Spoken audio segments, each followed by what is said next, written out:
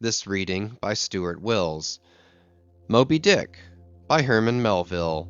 Chapters 42 to 44. Chapter 42. The Whiteness of the Whale. What the white whale was to Ahab has been hinted. What at times he was to me, as yet remains unsaid. Aside from those more obvious considerations touching Moby-Dick, which could not but occasionally awaken in any man's soul some alarm, there was another thought, or rather vague, nameless horror concerning him, which at times by its intensity completely overpowered all the rest, and yet so mystical and well-nigh ineffable was it, that I almost despair of putting it in a comprehensible form. It was the whiteness of the whale that above all things appalled me. But how can I hope to explain myself here? And yet in some dim random way explain myself I must, else all these chapters might be naught. Though in many natural objects whiteness refiningly enhances beauty, as if imparting some special virtue of its own, as in marbles, japonicas, and pearls, and though various nations have in some ways recognized a certain royal preeminence in this hue, even the barbaric grand old kings of Pegu placing the title Lord of the White Elephants above all their other magniloquent ascriptions of dominion, and the modern kings of Siam unfurling the same snow-white quadruped in the royal standard, and the Hanoverian flag bearing the one figure of a snow-white charger, and the great Austrian Empire, Caesarian, heir to overlording Rome, having for the imperial color the same imperial hue, and though this preeminence in it applies to the human race itself, giving the white man ideal mastership over every dusky tribe, and though, besides all this, whiteness has been even made significant of gladness, for among the Romans a white stone marked a joyful day, and though in other mortal sympathies and symbolizings this same hue is made the emblem of many touching, noble things, the innocence of brides, the benignity of age, though among the red men of America the giving of the white belt of wampum was the deepest pledge of honor, though in many climes whiteness typifies the majesty of justice in the ermine of the judge, and contributes to the daily state of kings and queens drawn by milk-white steeds, though even in the higher mysteries of the most august religions it has been made the symbol of the divine spotlessness and power, by the Persian fire worshippers, the white forked flame being held the holiest on the altar, and in the Greek mythologies great Jove himself being made incarnate in a snow-white bull, and though to the noble Iroquois the midwinter sacrifice of the sacred white dog was by far the holiest festival of their theology, that spotless, faithful creature being held the purest envoy they could send to the Great Spirit with the annual tidings of their own fidelity, and though directly from the Latin word for white, all Christian priests derive the name of one part of their sacred vesture, the alb or tunic, worn beneath the cassock, and though among the holy pomps of the Romish faith, white is specially employed in the celebration of the passion of our Lord, though in the vision of St. John white robes are given to the redeemed, and the 24 elders stand clothed in white before the great white throne, and the Holy One that sitteth there white like wool, yet for all these accumulated associations with whatever is sweet, and honorable, and sublime, there yet lurks an elusive something in the innermost idea of this hue, which strikes more of panic to the soul than that redness which affrights in blood. This elusive quality it is which causes the thought of whiteness, when divorced from more kindly associations, and coupled with any object terrible in itself, to heighten that terror to the furthest bounds. Witness the white bear of the poles, and the white shark of the tropics. What but their smooth flaky whiteness makes them the transcendent horrors they are? That ghastly whiteness it is, which imparts such an abhorrent mildness, even more loathsome than terrific, to the dumb gloating of their aspect; so that not the fierce‐fanged tiger in his heraldic coat can so stagger courage as the white‐shrouded bear or shark. Footnote: With reference to the polar bear, it may possibly be urged by him who would fain go still deeper into this matter, that it is not the whiteness, separately regarded, which heightens the intolerable hideousness of that brute; for analyzed, that heightened hideousness, it might be said, only rises from the circumstance that the irresponsible ferociousness of the creature stands invested in the fleece of celestial innocence and love; and hence by bringing together two such opposite emotions in our minds, the polar bear frightens us with so unnatural a contrast. But even assuming all this to be true, yet were it not for the whiteness, you would not have that intensified terror. As for the white shark, the white gliding ghostliness of repose in that creature, when beheld in his ordinary moods, strangely tallies with the same quality in the polar quadruped. This peculiarity is most vividly hit by the French in the name they bestow upon that fish. The Romish mass for the dead begins with Requiem Aeternam, eternal rest; whence Requiem denominating the mass itself, and any other funeral music. Now, in allusion to the white silent stillness of death in this shark, and the mild deadliness of his habits, the French call him Requin. End of footnote. Bethink thee of the albatross. Whence come those clouds of spiritual wonderment and pale dread, in which that white phantom sails in all imaginations? Not Coleridge first threw that spell, but God's great unflattering laureate, Nature. Footnote: I remember the first albatross I ever saw. It was during a prolonged gale, in waters hard upon the Antarctic seas. From my forenoon watch below, I ascended to the overclouded deck, and there dashed upon the main hatches I saw a regal feathery thing of unspotted whiteness, and with a hooked Roman bill sublime. At intervals it arched forth its vast archangel wings, as if to embrace some holy ark. Wondrous flutterings and throbbings shook it. Though bodily unharmed, it uttered cries as some king's ghost in supernatural distress. Through its inexpressible strange eyes, methought I peeped to secrets which took hold of God.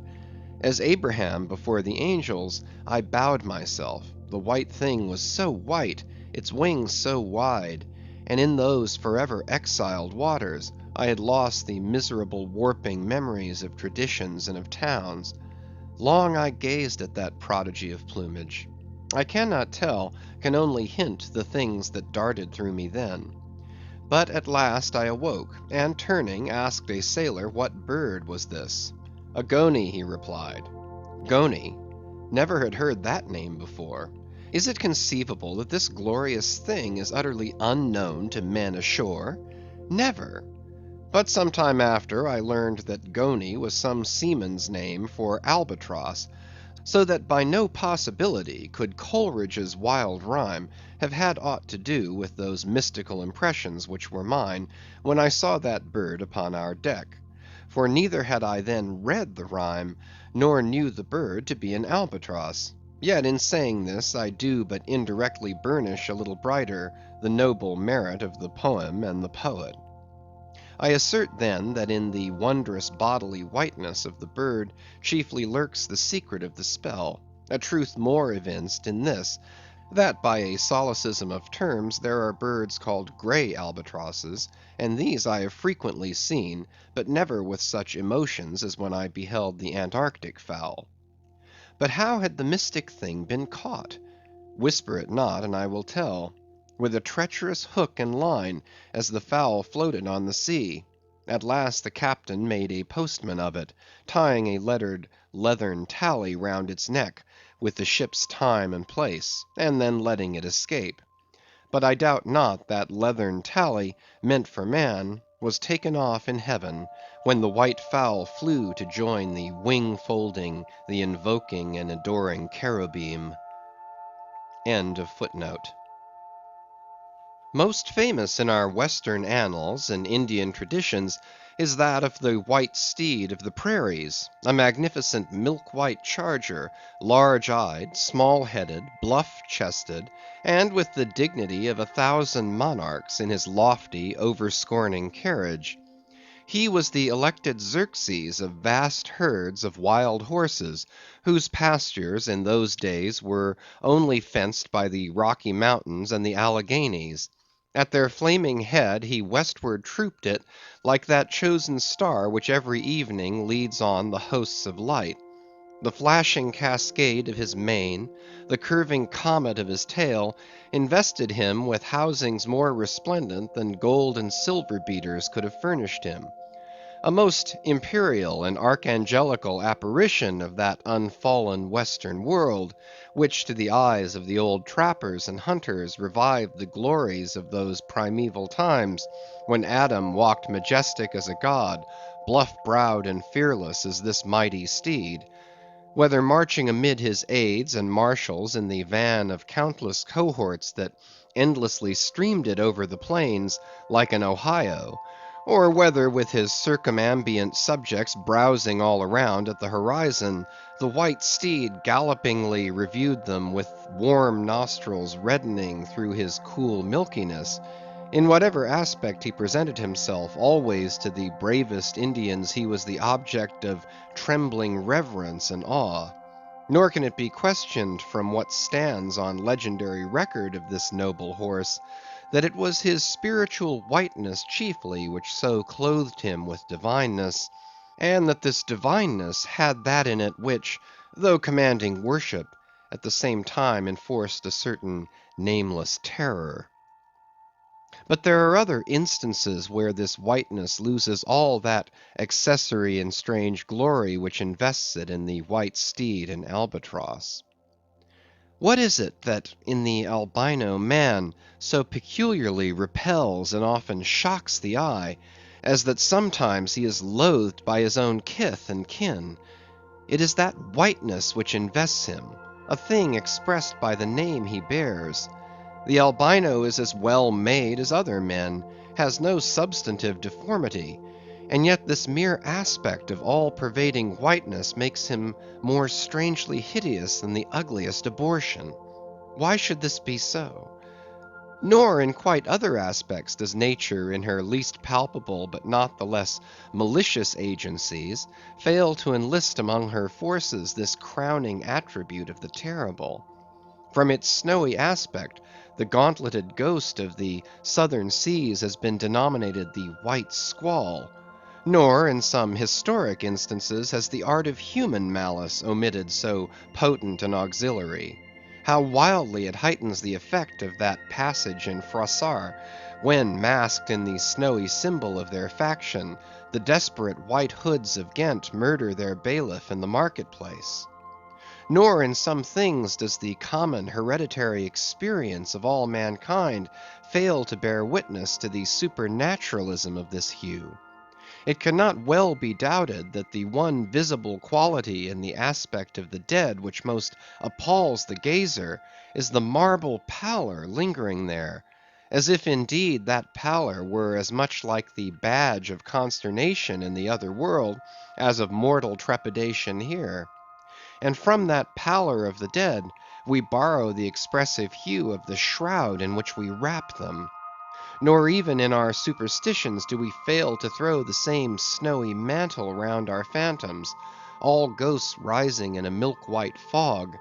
Yea, while these terrors seize us, let us add that even the king of terrors, when personified by the evangelist, rides on his pallid horse.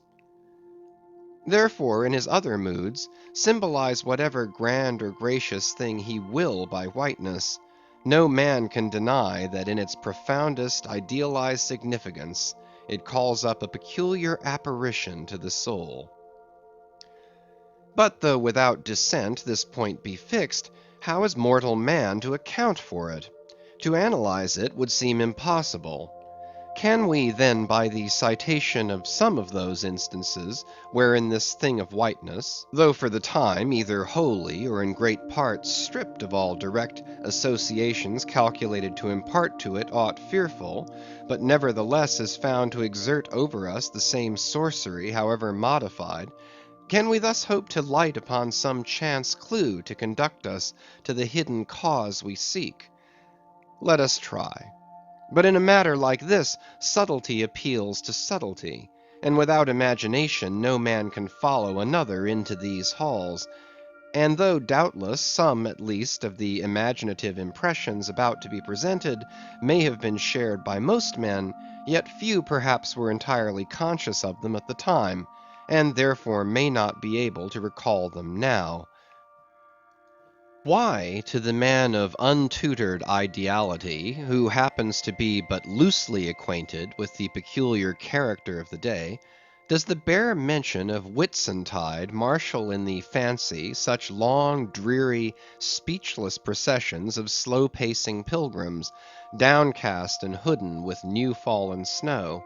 Or to the unread, unsophisticated Protestant of middle American states, why does the passing mention of a white friar or a white nun evoke such an eyeless statue in the soul?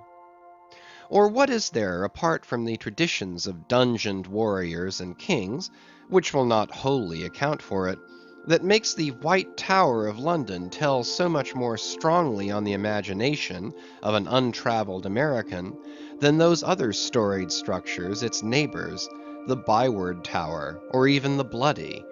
And those sublimer towers, the White Mountains of New Hampshire? Whence, in peculiar moods, comes that gigantic ghostliness over the soul at the bare mention of that name, while the thought of Virginia's Blue Ridge is full of a soft, dewy, distant dreaminess? Or why, irrespective of all latitudes and longitudes, does the name of the White Sea exert such a spectralness over the fancy, while that of the Yellow Sea lulls us with mortal thoughts of long, lacquered, mild afternoons on the waves, followed by the gaudiest and yet sleepiest of sunsets? Or to choose a wholly unsubstantial instance, purely addressed to the fancy, why, in reading the old fairy tales of Central Europe, does the tall pale man of the Hartz forests, whose changeless pallor unrustlingly glides through the green of the groves, why is this phantom more terrible than all the whooping imps of the Blocksberg? Nor is it altogether the remembrance of her cathedral-toppling earthquakes, nor the stampedos of her frantic seas, nor the tearlessness of arid skies that never rain, nor the sight of her wide field of leaning spires, wrenched copestones, and crosses all adroop, like canted yards of anchored fleets, and her suburban avenues of house walls lying upon each other as a tossed pack of cards. It is not these things alone which make tearless Lima the strangest, saddest city thou canst see. For Lima has taken the white veil, and there is a higher horror in this whiteness of her woe. Old as Pizarro, this whiteness keeps her ruins forever new, admits not the cheerful greenness of complete decay, spreads over her broken ramparts the rigid pallor of an apoplexy that fixes its own distortions. I know that to the common apprehension, this phenomenon of whiteness is not confessed to be the prime agent in exaggerating the terror of objects otherwise terrible. Nor to the unimaginative mind is there aught of terror in those appearances whose awfulness to another mind almost solely consists in this one phenomenon, especially when exhibited under any form at all approaching to muteness or universality. What I mean by these two statements may perhaps be respectively elucidated by the following examples. First, the mariner, when drawing nigh the coasts of foreign lands, if by night he hear the roar of breakers, starts to vigilance, and feels just enough of trepidation to sharpen all his faculties. But under precisely similar circumstances, Let him be called from his hammock to view his ship sailing through a midnight sea of milky whiteness, as if from encircling headlands shoals of combed white bears were swimming round him, then he feels a silent superstitious dread. The shrouded phantom of the whitened waters is horrible to him as a real ghost. In vain the lead assures him he is still off soundings. Heart and helm they both go down. He never rests till blue water is under him again. Yet where is the mariner who will tell thee, Sir, it was not so much the fear of striking hidden rocks as the fear of that hideous whiteness that so stirred me. Second, to the native Indian of Peru, the continual sight of the snow howdahed Andes conveys naught of dread, except perhaps in the mere fancying of the eternal frosted desolateness reigning at such vast altitudes, and the natural conceit of what a fearfulness it would be to lose oneself in such inhuman solitudes. Much the same is it with the backwoodsman of the West, who with comparative indifference views an unbounded prairie sheeted with driven snow, no shadow of tree or twig to break the fixed trance of whiteness.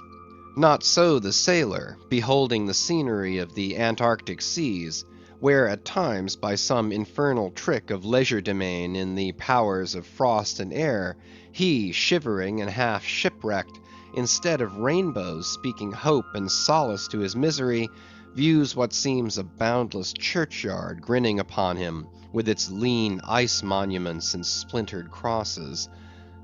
But, thou sayest, methinks that white lead chapter about whiteness is but a white flag hung out from a craven soul. Thou surrenderest to a hypo, Ishmael. Tell me why this strong young colt, foaled in some peaceful valley of Vermont, far removed from all beasts of prey, why is it that upon the sunniest day, if you but shake a fresh buffalo robe behind him, so that he cannot even see it, but only smells its wild animal muskiness, why will he start, snort, and with bursting eyes paw the ground in frenzies of affright? There is no remembrance in him of any gorings of wild creatures in his green northern home, so that the strange muskiness he smells cannot recall to him anything associated with the experience of former perils.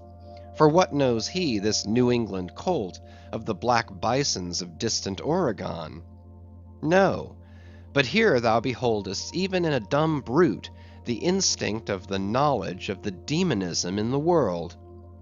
Though thousands of miles from Oregon, still when he smells that savage musk, the rending, goring bison herds are as present as to the deserted, wild foal of the prairies, which in this instant they may be trampling into dust. Thus, then, the muffled rollings of a milky sea, the bleak rustlings of the festooned frosts of mountains, the desolate shiftings of the windrowed snows of prairies, all these to Ishmael are as the shaking of that buffalo robe to the frightened colt. Though neither knows where lie the nameless things of which the mystic sign gives forth such hints, yet with me, as with the colt, somewhere those things must exist, though in many of its aspects this visible world seems formed in love, the invisible spheres were formed in fright. But not yet have we solved the incantation of this whiteness, and learned why it appeals with such power to the soul, and more strange and far more portentous. Why, as we have seen, it is at once the most meaning symbol of spiritual things, nay, the very veil of the Christian deity, and yet should be, as it is, the intensifying agent in things most appalling to mankind.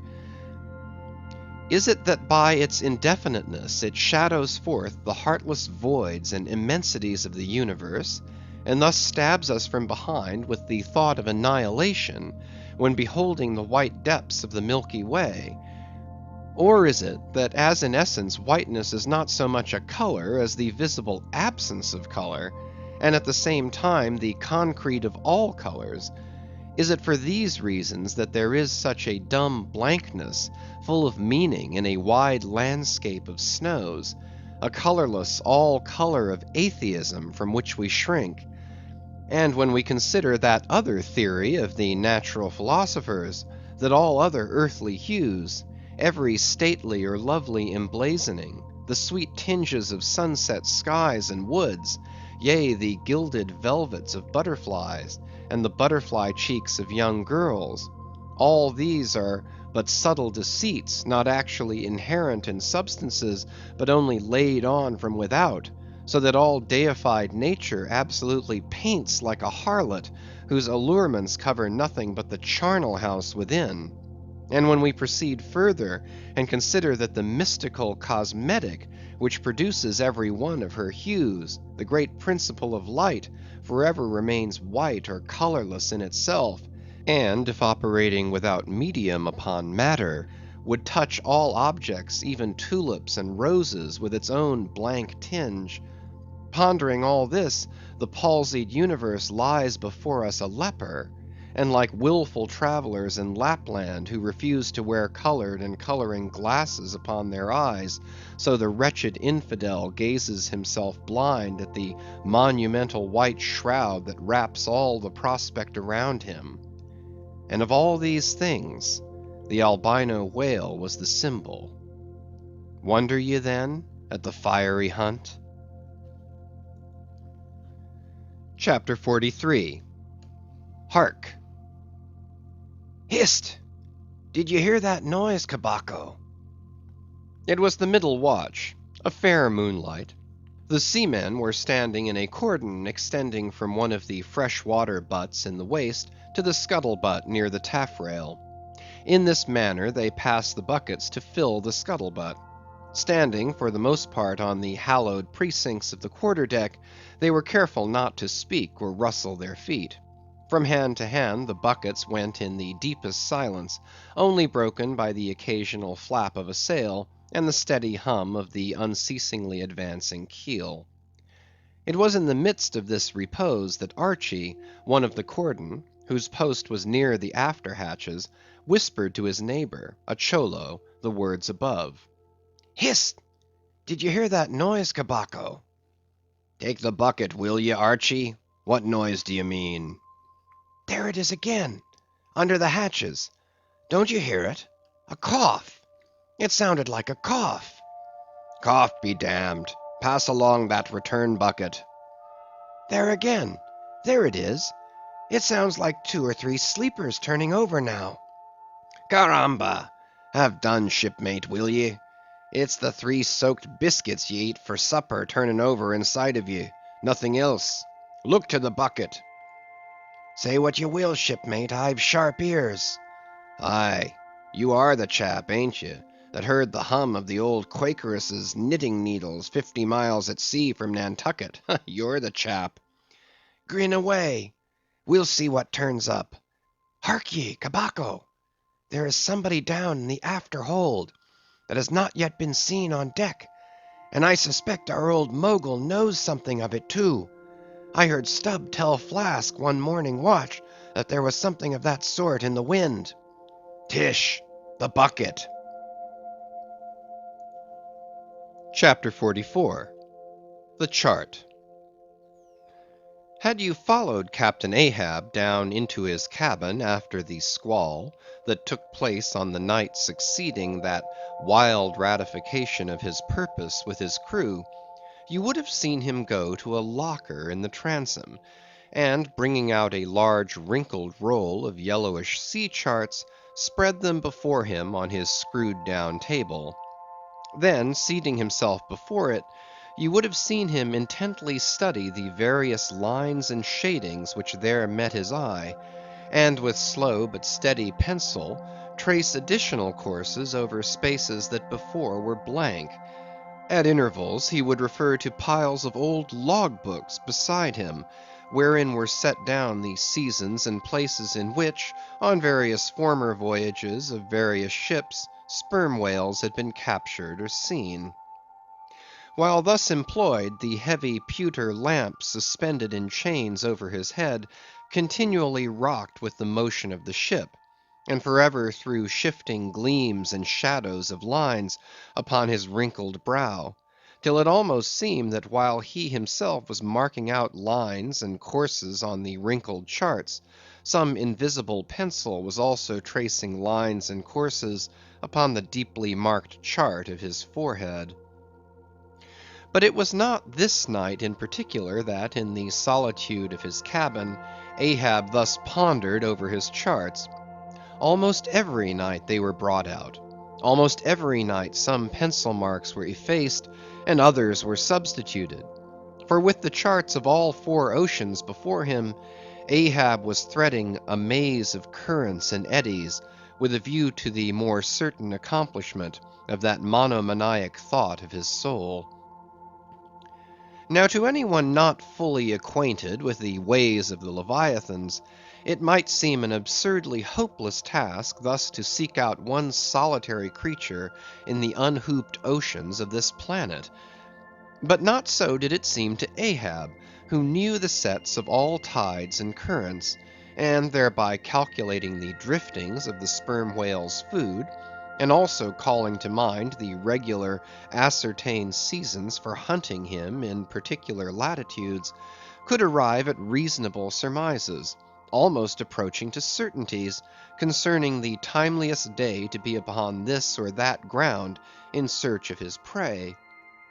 So assured, indeed, is the fact concerning the periodicalness of the sperm whale's resorting to given waters, that many hunters believe that, could he be closely observed and studied throughout the world, were the logs for one voyage of the entire whale fleet carefully collated, then the migrations of the sperm whale would be found to correspond in invariability to those of the herring shoals or the flights of swallows.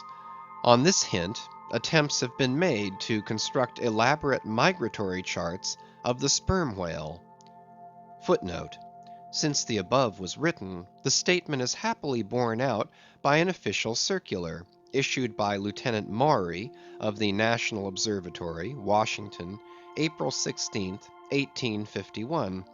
By that circular, it appears that precisely such a chart is in course of completion, and portions of it are presented in the circular. Quote, "This chart divides the ocean into districts of 5 degrees of latitude by 5 degrees of longitude, perpendicularly through each of which districts are 12 columns for the 12 months, and horizontally through each of which districts are 3 lines, one to show the number of days that have been spent in each month in every district, and the 2 others to show the number of days in which whales, sperm or right, have been seen." End quote. End of footnote. Besides, when making a passage from one feeding ground to another, the sperm whales, guided by some infallible instinct, say rather secret intelligence from the Deity, mostly swim in veins as they are called, continuing their way along a given ocean line with such undeviating exactitude that no ship ever sailed her course by any chart with one tithe of such marvelous precision.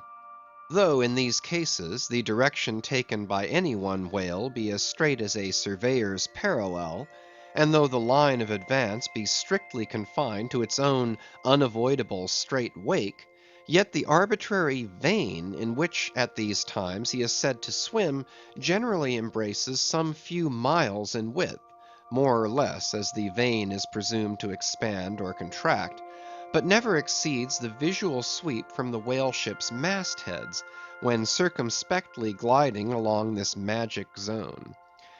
The sum is, that at particular seasons within that breadth and along that path, migrating whales may with great confidence be looked for.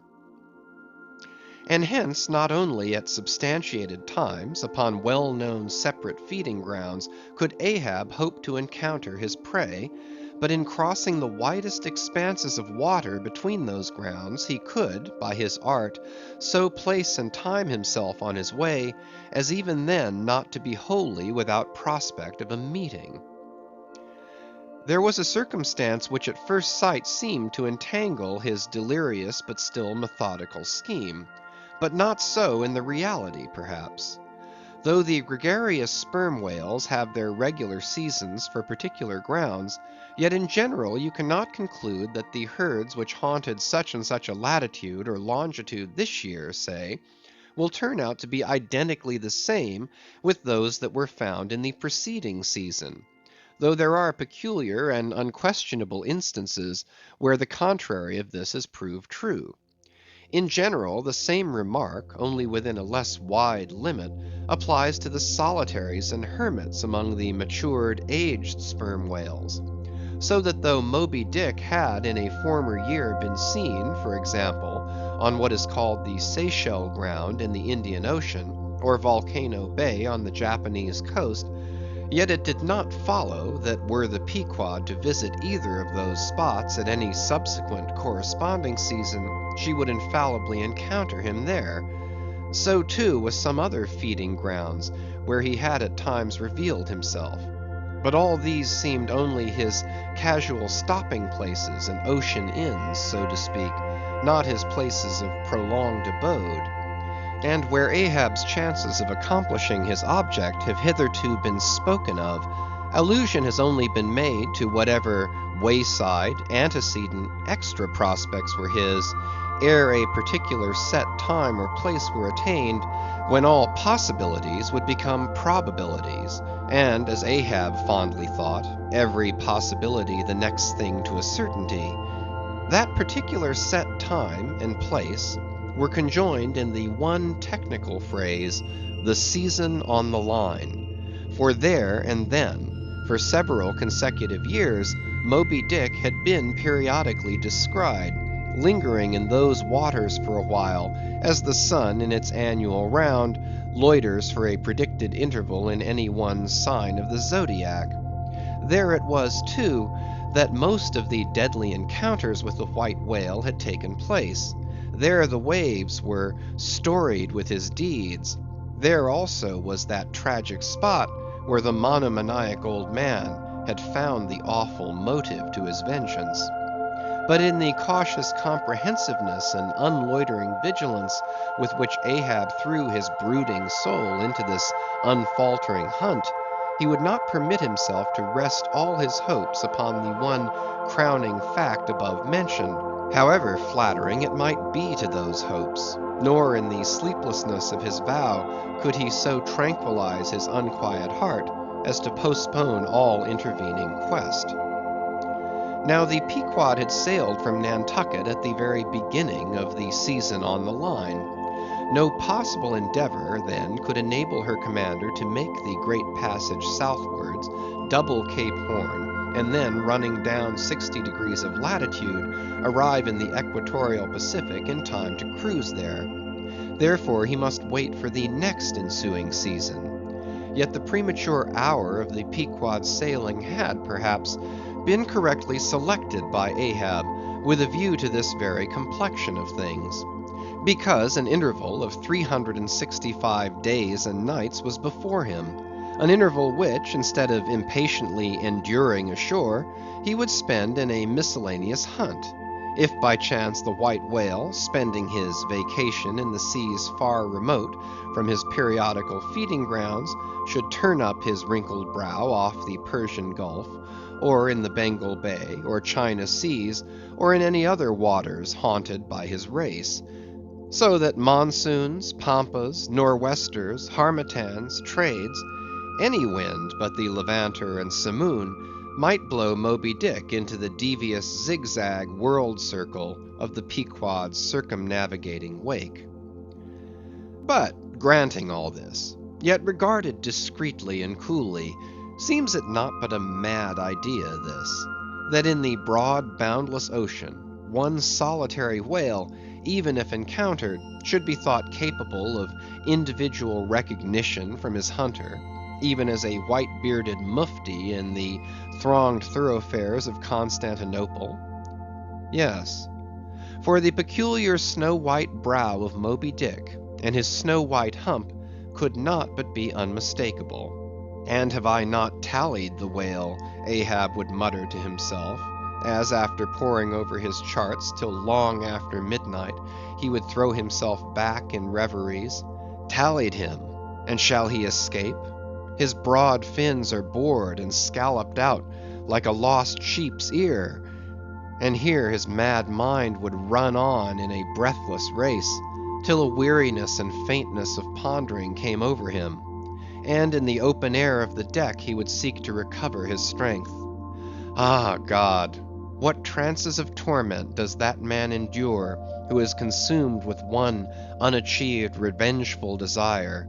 He sleeps with clenched hands, and wakes with his own bloody nails in his palms. Often, when forced from his hammock by exhausting and intolerably vivid dreams of the night, which, resuming his own intense thoughts through the day, carried them on amid a clashing of frenzies, and whirled them round and round and round in his blazing brain, till the very throbbing of his life-spot became insufferable anguish; and when, as was sometimes the case, these spiritual throes in him heaved his being up from its base, and a chasm seemed opening in him, from which forked flames and lightning shot up, and accursed fiends beckoned him to leap down among them; when this hell in himself yawned beneath him, a wild cry would be heard through the ship, and with glaring eyes Ahab would burst from his stateroom, as though escaping from a bed that was on fire. Yet these, perhaps, instead of being the unsuppressible symptoms of some latent weakness, or fright at his own resolve, were but the plainest tokens of its intensity. For at such times crazy Ahab, the scheming, unappeasedly steadfast hunter of the white whale, this Ahab that had gone to his hammock, was not the agent that so caused him to burst from it in horror again. The latter was the eternal living principle or soul in him, and in sleep, being for the time dissociated from the characterizing mind, which at other times employed it for its outer vehicle or agent, it spontaneously sought escape from the scorching contiguity of the frantic thing, of which, for the time, it was no longer an integral. But as the mind does not exist unless leagued with the soul, therefore it must have been that, in Ahab's case, yielding up all his thoughts and fancies to his one supreme purpose, that purpose, by its own sheer inveteracy of will, forced itself against gods and devils into a kind of self-assumed independent being of its own; nay, could grimly live and burn, while the common vitality to which it was conjoined fled, horror-stricken, from the unbidden and unfathered birth. Therefore, the tormented spirit that glared out of bodily eyes, when what seemed Ahab rushed from his room, was for the time but a vacated thing, a formless, somnambulistic being, a ray of living light to be sure, but without an object to color, and therefore a blankness in itself. God help thee, old man! Thy thoughts have created a creature in thee, and he whose intense thinking thus makes him a Prometheus, a vulture feeds upon that heart forever. That vulture, the very creature he creates. End of chapters 42 to 44.